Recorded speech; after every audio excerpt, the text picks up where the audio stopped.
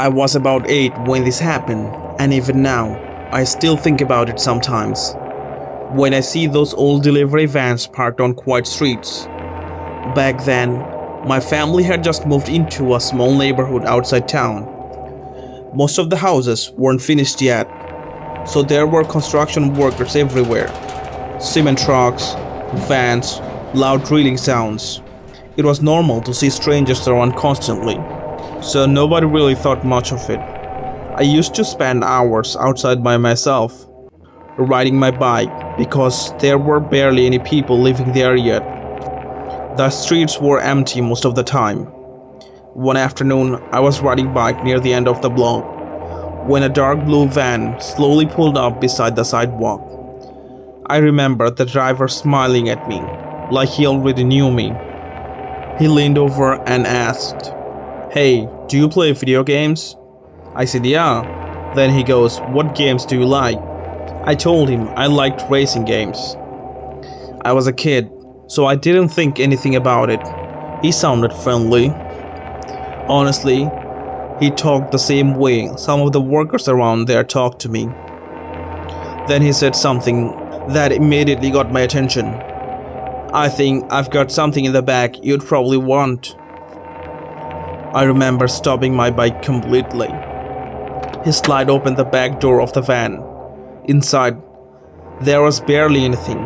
No tools, no boxes, nothing. Just this small game console box, sitting near the back wall. At that age, my brain immediately focused on the box. I didn't even think about how weird the rest of it looked. Then he asked, "Are you alone?" I don't know why, but that question made me hesitate for a second. Before I answered, he pointed toward the box and said, "You can grab it if you want." I was gonna throw it away anyway.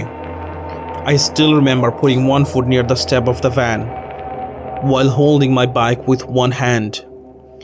That's the moment my older brother yelled my name from across the street.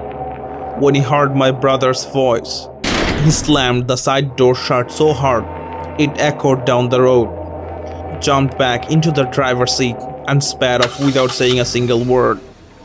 My brother came over asking what the guy wanted, and I remember lying and saying nothing. Because even as a kid, I think part of me already knew something was wrong.